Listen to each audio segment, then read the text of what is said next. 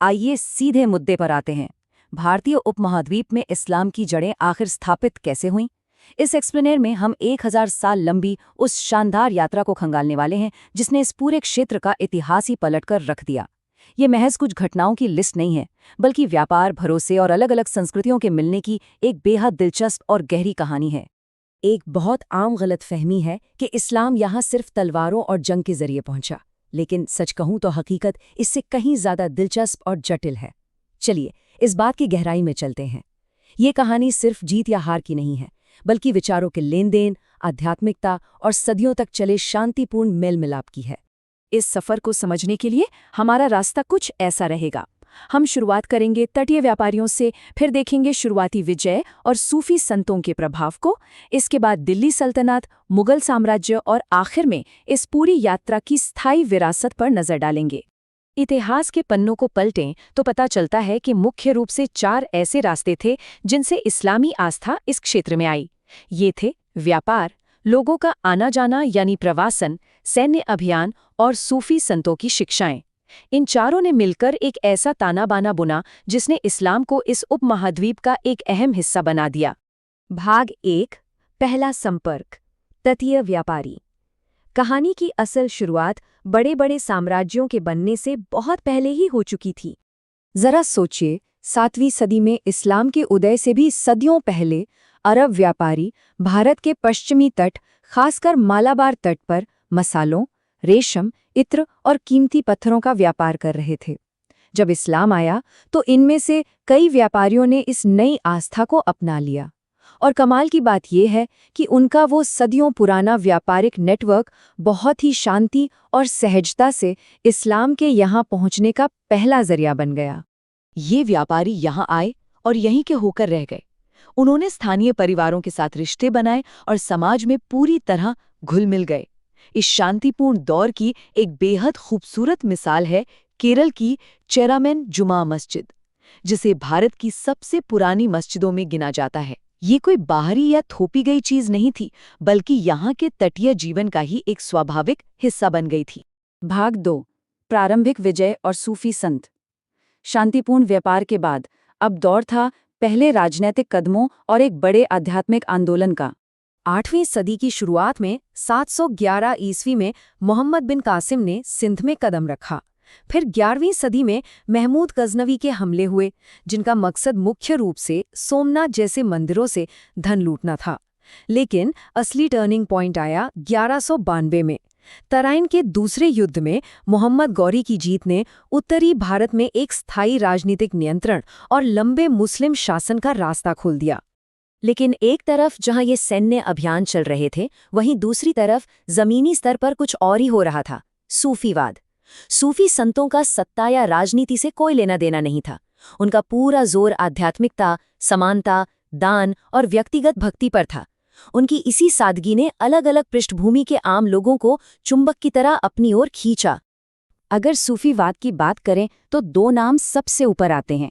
अजमेर में ख्वाजा मोइनुद्दीन चिश्ती, जिनका प्रेम और सहिष्णुता का संदेश आज भी चमत्कारिक रूप से लाखों लोगों को आकर्षित करता है, और वो भी बिना किसी धर्म के भेदभाव के।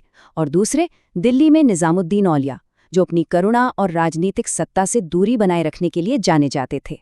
सच कहें तो इस्लाम को आम लोगों तक पहुंचाने में सूफी संतों का ही सबसे बड़ा हाथ था। भाग 3, दिल्ली सल्तनत। अब हम 1206 ईस्वी में आते हैं, जहां से इस्लामी शासन ने एक औपचारिक और संस्थागत रूप लिया। 1206 में मोहम्मद गौरी के जनरलों ने दिल्ली सल्तनत की नींव रखी। अगले 300 सालों तक मामलुक, खिलजी, तुगलक, सैयद और लोदी राजवंशों ने यहाँ राज किया। इस दौरान एक बहुत बड़ा बदलाव देखने को मिला। दिल्ली अब महज एक शहर नहीं रही, बल्कि पूरी इस्लामी दुनिया के एक प्रमुख प्रशासनिक और शैक्षणिक केंद्र में बदल गई। और ये दौर 2 अलग अलग संस्कृतियों के शानदार मिलन का गवाह भी बना। कला और संगीत की नई परंपराएं बनी। इस मिलावट को सबसे बेहतरीन तरीके से दर्शाती है उर्दू भाषा, जो फारसी, अरबी, तुर्की और हमारी अपनी स्थानीय भारतीय भाषाओं के एक खूबसूरत मिश्रण से पैदा हुई। भाग 4, मुगल साम्राज्य। इतिहास का शायद सबसे मशहूर अध्याय, जिसकी शुरुआत 1526 में बाबर के आने के साथ हुई। मुगल काल को समझना बड़ा ही दिलचस्प है, क्योंकि हर शासक का काम करने का तरीका बिल्कुल अलग था। उदाहरण के लिए, एक तरफ अकबर थे, जिन्होंने धार्मिक सहिष्णुता को बढ़ावा दिया, हिंदुओं को प्रशासन का हिस्सा बनाया और विद्वानों के बीच खुले विचारों का स्वागत किया। वहीं दूसरी तरफ औरंगजेब का नजरिया काफी रूढ़िवादी था। उन्होंने साम्राज्य को उसके सबसे बड़े आकार तक तो पहुंचाया और इस्लामी कानून भी लागू किए, लेकिन उनके लंबे युद्धों ने साम्राज्य का खजाना भी खाली कर दिया। ये युग अपनी इन्हीं अलग अलग नीतियों के कारण आज भी खूब चर्चा में रहता है। इन राजनैतिक उठापटक से इतर अगर कुछ हमेशा के लिए रह गया तो वो थी इस दौर की बेजोड़ वास्तुकला। फारसी और भारतीय परंपराओं के मिलने से कुछ ऐसा बना जिसने दुनिया को हैरान कर दिया। इसका सबसे बड़ा और सबसे खूबसूरत सबूत है ताजमहल, जिसे शाहजहां ने मुमताज महल की याद में बनवाया था। भाग 5, एक स्थायी विरासत। मुगल भव्यता के चरम के बाद अब बारी आती है 18वीं सदी के पतन की और आज के परिदृश्य की। 18वीं सदी आते आते मुगल साम्राज्य कमजोर पड़ने लगा था। लगातार चलने वाले अंदरूनी संघर्ष, जगह जगह हो रहे विद्रोह और ब्रिटिश ईस्ट इंडिया कंपनी जैसी नई ताकतों के बढ़ते प्रभाव ने इसे पतन की ओर धकेल दिया। लेकिन गौर करने वाली बात यह है कि राजनीतिक सत्ता भले ही खिसक रही थी, पर इस्लाम और उसकी सांस्कृतिक जड़ें यहाँ के समाज में बहुत गहराई तक पैठ बना चुकी थीं। 1000 साल से भी ज्यादा। इस एक्सप्लेनर में हमने जिस लंबे समय को कवर किया है वो वाकई हैरान करने वाला है।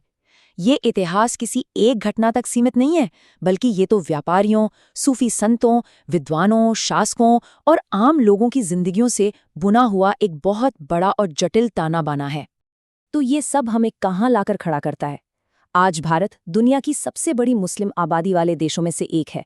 सोचने वाली बात है कि व्यापार, आध्यात्मिकता और साम्राज्यों की ये 1000 साल पुरानी जटिल विरासत आज भी हमारे आधुनिक समाज को कैसे आकार दे रही है। जाहिर है, अपनी इन ऐतिहासिक जड़ों को समझे बिना वर्तमान को समझना नामुमकिन है। इस दिलचस्प सफर में शामिल होने के लिए शुक्रिया। या अय्युहन्नासु इन्ना खलक़नाकुम मिन ज़करिन व उन्सा